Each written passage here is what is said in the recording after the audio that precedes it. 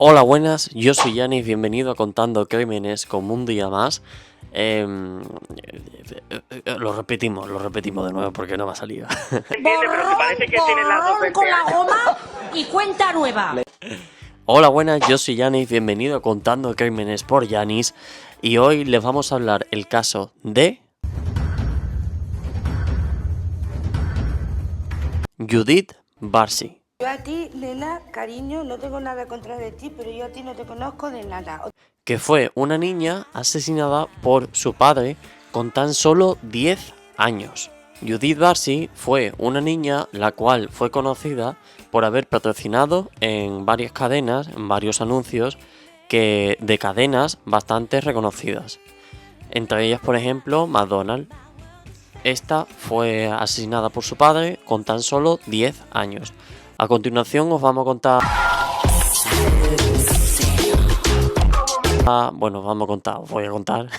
os voy a contar el caso de Judith Barsi.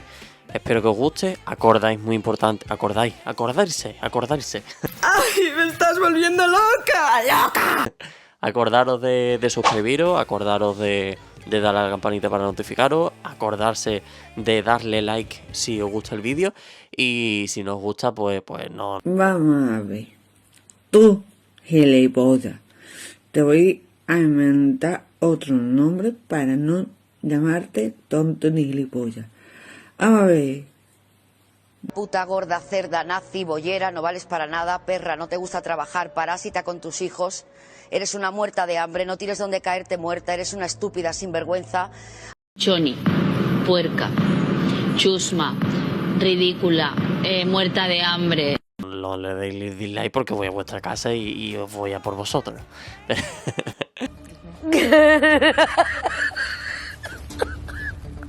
No, hombre, espero que os guste el vídeo, espero que disfrutéis el vídeo, espero que os guste. Y muy importante, suscribiros, porque si no os suscribís, ya sabéis lo que pasa. Un poquito más. Venga. Por favor, ir este fin de semana. Yo digo idem. Amigo. Que no monetizo, y si no monetizo, pues...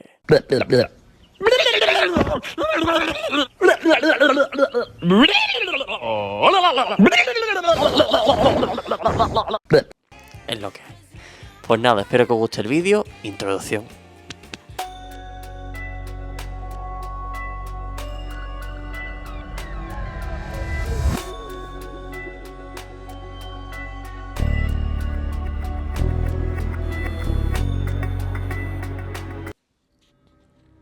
Capítulo 1. ¿Quién era Judith Eva Barsi? Judith era hija de José Barsi y María Viroz, ambos inmigrantes húngaros que huyeron en la ocupación soviética en 1956. La pareja se conoció años después en un restaurante de Los Ángeles, frecuentado por inmigrantes, donde María era camarera. Joseph Barsi, el padre de Judith, antes de casarse con María, tuvo un primer matrimonio problemático, marcada por los malos tratos, la violencia física y el alcoholismo por parte de Joseph Barsi. De la relación anterior nacieron dos hijos, Allie Barsi y Varna Barsi, que fueron abandonados por su padre, que se trasladó a California.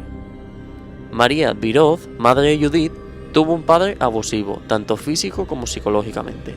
Siempre soñó con ser actriz, pero nunca hubo espacio para ello en su difícil vida económica. Se enamoró en el mismo instante en el que conoció a Joseph Barsi, sentada en el bar del restaurante.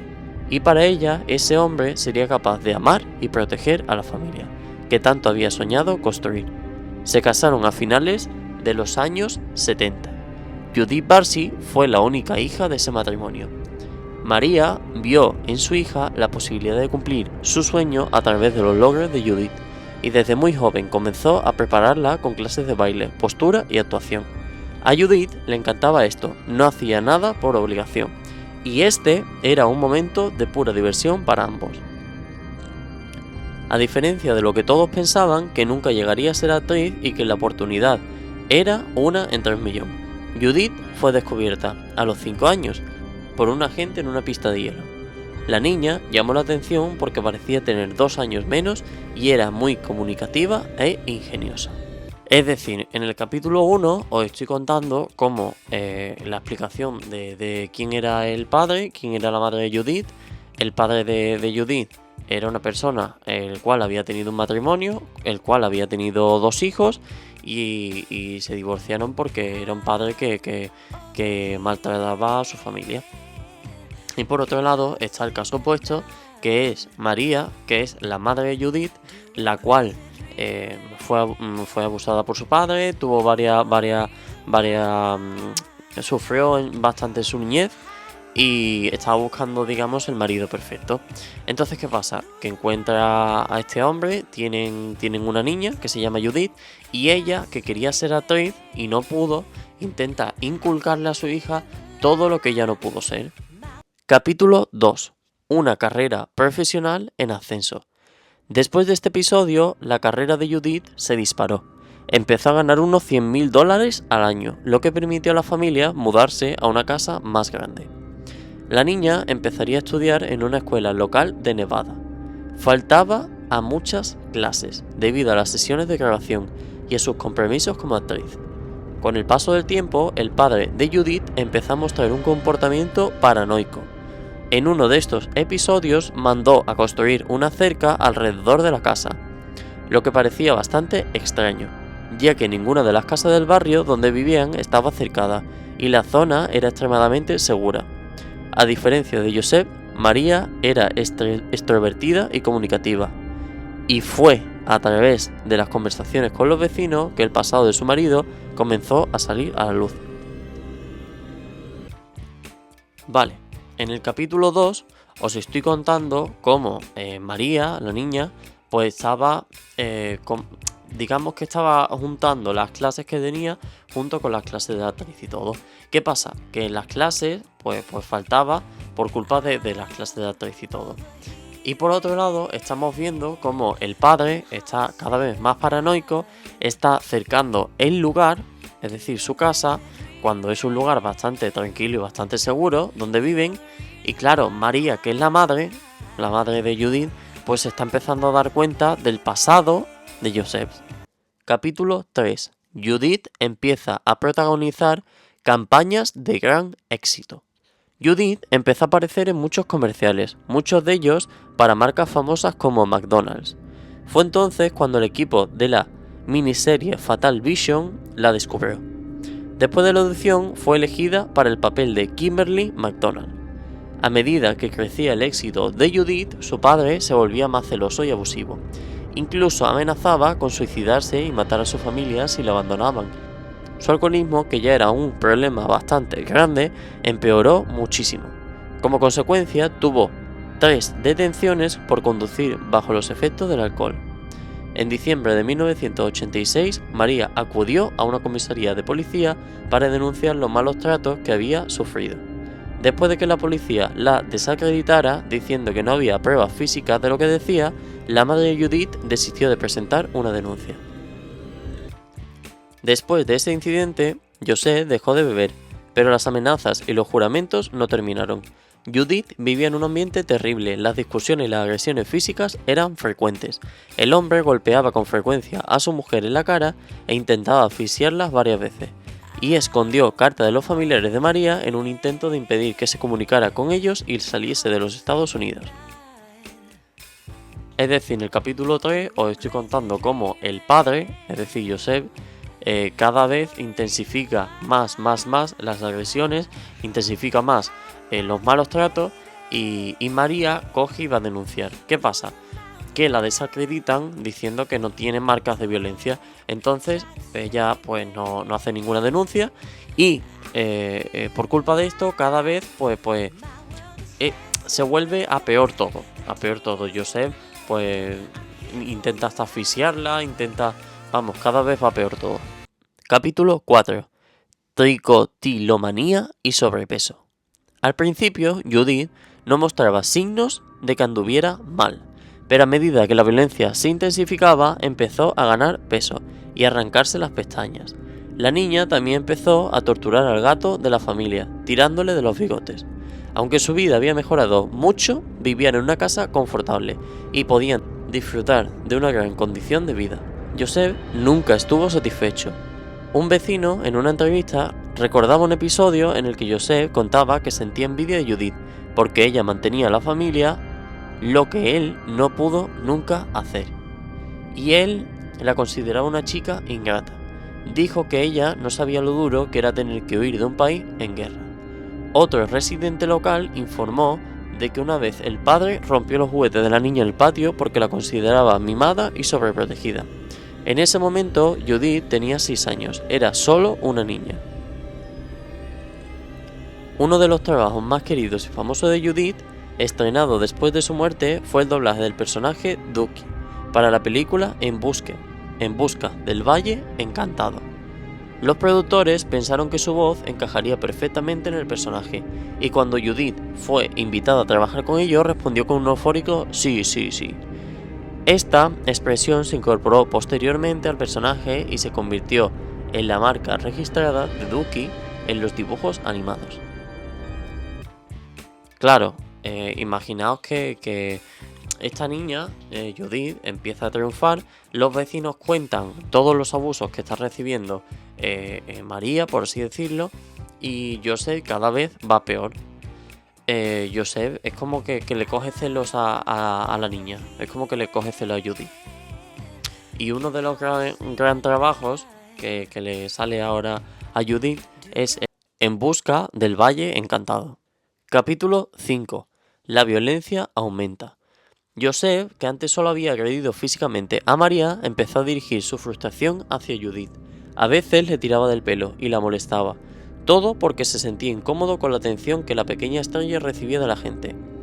María hizo todo lo que pudo para sacar a su hija de la casa, aunque solo fuera por unos momentos. Los dos iban a los parques, comían en restaurantes y solían visitar a los amigos que vivían cerca. Se esforzó por hacer que la vida de Judith fuera lo más normal posible a pesar de lo que ocurría en su familia.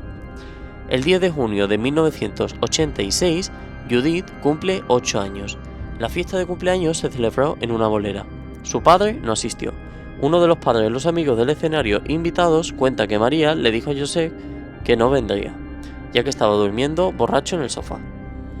Una de las formas que el marido utilizaba para evitar que su mujer y su hija intentasen escapar era mostrarle siempre dónde guardaba un galón de gasolina.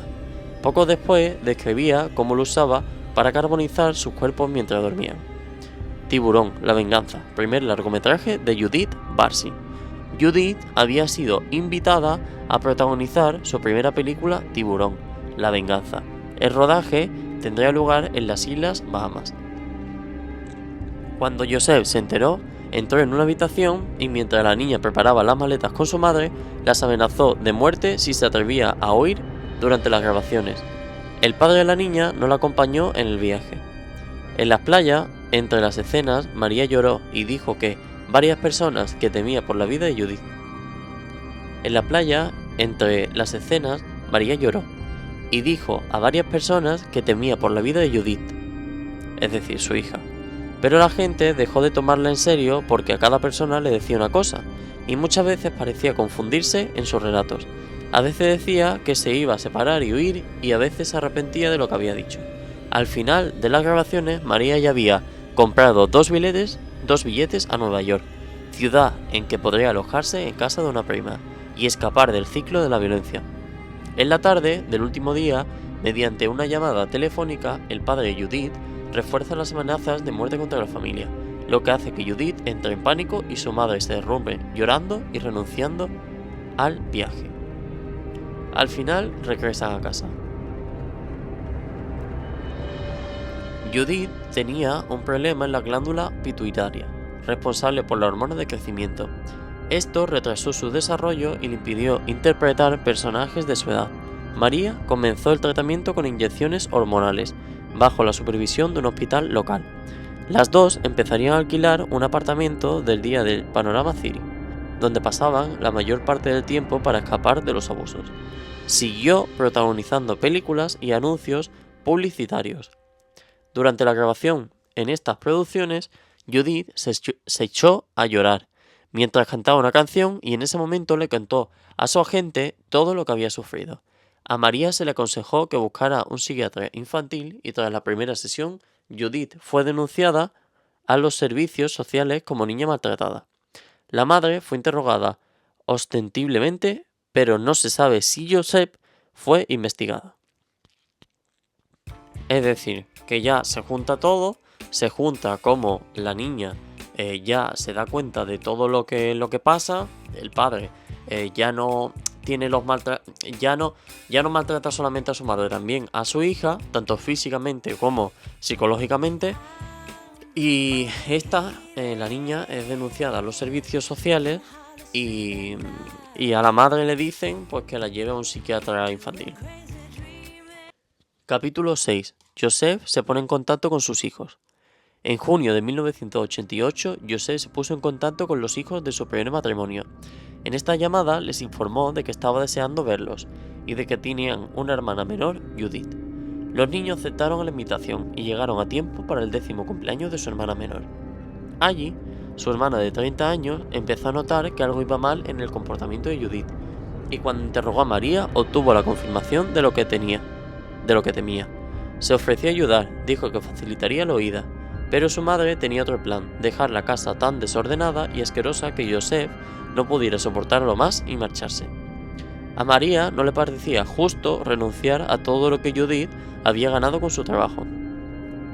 Tiempo después, María notificó al servicio social que estaba separándose de su matrimonio. Inmediatamente dieron el caso Judith como cerrado. La madre había planeado mudarse lentamente a la propiedad alquilada, al Panorama City, e incluso cobrar algunos cheques antes de que su marido lo supiera para constituir una reserva financiera. Esta vez parecía decidida. El 25 de julio de 1988 sería el fin. El lunes por la mañana, Judith fue vista montado en la bicicleta en la calle donde vivía, y por la tarde tuvo una reunión con un importante estudio cinematográfico. Nunca asistió a esta reunión.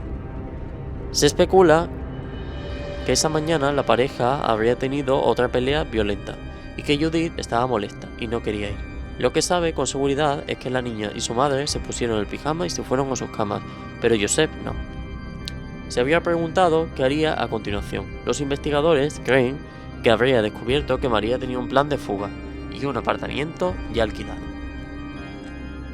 Hacia la medianoche, Josep cogió una pistola de calibre 32 y entró en la habitación de su hija, matándola de un solo disparo en la cabeza, junto a la oreja derecha.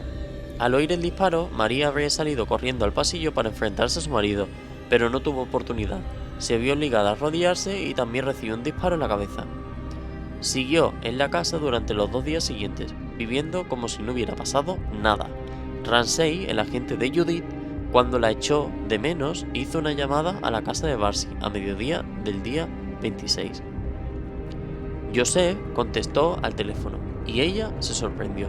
Al preguntar por María y Judith, el marido respondió que había ido a San Diego y que en un coche negro les había recogido. Añadió que solo estaba en la casa para recoger algunas pertenencias y dar su último adiós. El agente no se tragó la historia, repitió las llamadas durante la tarde para ver si María respondía, pero no hubo retorno. En la mañana del 27 de julio, hacia las 8:30 de la mañana, una vecina que regaba su jardín oyó una explosión procedente de la casa de Barsi. Empezó a salir mucho humo por el techo y pronto toda la casa estaba en llamas. Los bomberos llegaron rápidamente y consiguieron contener el fuego. Poco después se encontraron 3 cuerpos en la residencia. En el pasillo se encontró el cuerpo de María Barsi, que tenía 48 años. Judith, que tan solo tenía 10 años. Fue encontrada en su cama y junto a ella había un galón de gasolina. Finalmente, Josep Barsi, de 55 años, fue encontrado en el garaje con una herida de bala autoinfligida en la cabeza. Más tarde se llegó a la conclusión de que el ruido de la explosión que escuchó el vecino fue el disparo de un arma de fuego por parte de Josep contra sí mismo. El forense concluyó que todos los miembros habían muerto antes de que el humo se extendiera, ya que no había rastros de humo en sus pulmones. Judith y María Barsi fueron enterradas en la misma tumba, no identificadas, que años después recibió una lápida con los nombres de ambas. Es decir, nos centramos en que el marido de María, Josep, cada vez iba peor. Pero es que ya en una de estas mientras Judith, que era la niña, estaba durmiendo, Joseph le dio un disparo en la cabeza. A continuación, claro, María pues coge y va a ver qué ha pasado. Se enfrenta a su marido, pero este le obliga a María que se arrodille. Y cuando ésta se arrodilla, pues le mete también otro disparo en la cabeza. A continuación él se autoinflige también un disparo en la cabeza y antes de eso pues llena toda la casa de gasolina y quema la casa. Para dar a entender como que se han quemado los tres y como que ha sido un accidente. Bueno, ¿qué os ha parecido el caso? ¿Os ha gustado? Pues ya sabéis, no olvidéis darle vuestro like, darle a suscribirse, darle a notificar. No para. Y muy importante, os voy a hacer la pregunta que siempre os hago. ¡Hostias, Pedrín! ¿Os ha parecido justo que la policía no le hubiese hecho caso por no haber tenido heridas, por así decirlo, María? ¿Pero esto qué es? Ni en tus no vacaciones. ¿Esto qué es? Porque daros cuenta que, claro, ella desde un primer momento va a coger y va a denunciar a la policía estos hechos. Lo que pasa es que al final no termina denunciando. Porque claro, la policía pues no le daba importancia porque no tenía signos de maltrato. ¿Vosotros qué pensáis? ¿Le hubierais dado importancia a esto? Bueno, pues espero que os haya gustado. No olvidéis suscribiros y nada, adiós.